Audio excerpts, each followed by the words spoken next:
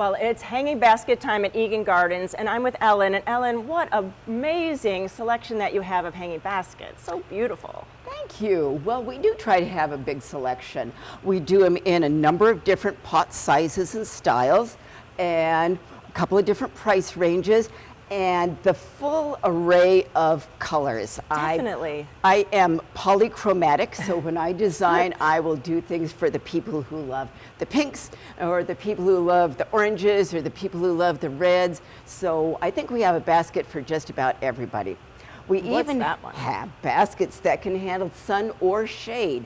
This is a combination of trailing Torrinia and waterfall begonia, which is the replacement for bonfire for those of us who are missing bonfires.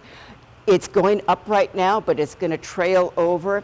And this is the perfect basket for where you have too much sun for a shade plant and too much shade for a sun plant. Oh, right in between. Fills that gap beautifully. Excellent. Yeah, because sometimes it's right in between, and what do you do? So you have that answer for us. Excellent. Yeah. And what's on the bottom there, that shocking pink?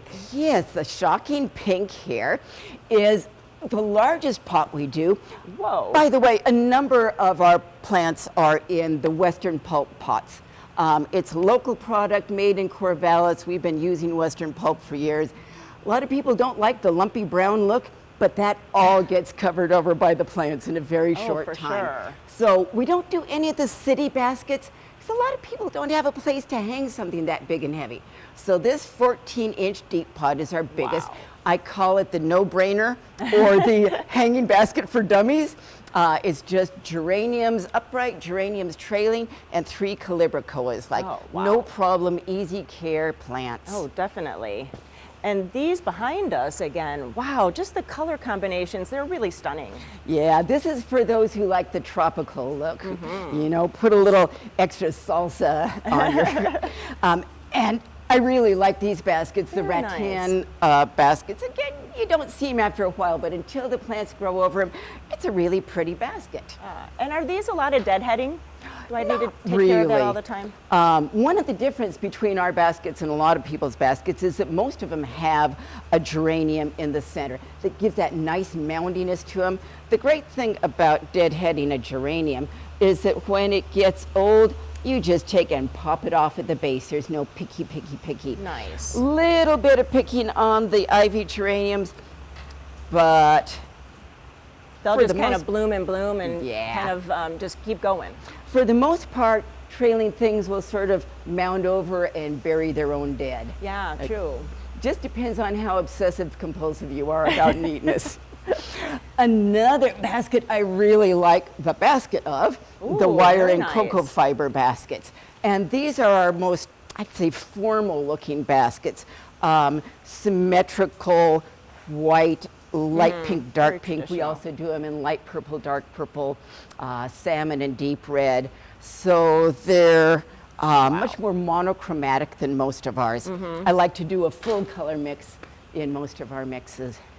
And I think this is one of the few that I've ever seen matching kind of salmon, because that could be really difficult, and you've hit it. Yeah, it takes Cali Coral Calibrachoas to match it. Very nice. Yeah. So pretty. And then just the hint of purple kind of offsets it. Really beautiful. Yeah, gotta balance the colors, hit all parts of the spectrum, except in our monochromes. Right. And then what's this one on the bottom? This is our one unnatural pot where we actually go ahead and put it in plastic, but some people just like that look better.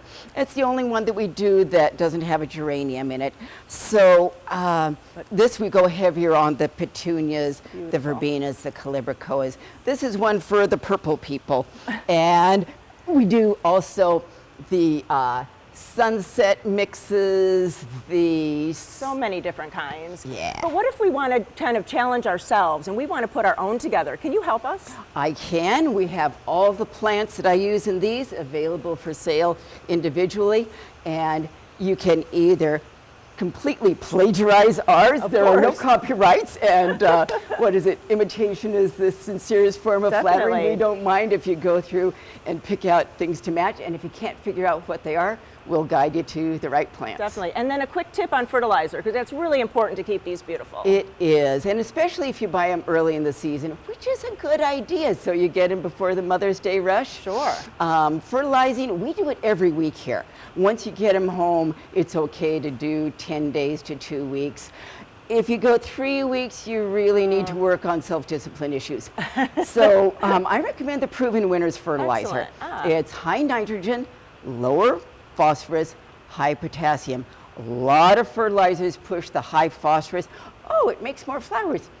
Well, phosphorus is essential for flowers, but you don't get more flowers by having more phosphorus. Oh, well, they great. only need just so much, and then the rest is wasted. Right. So the Proven Winners has the right balance, and it comes in both a time release that you can put in at planting time or supplement later on in the summer, and a soluble that you can put on that every 2 weeks.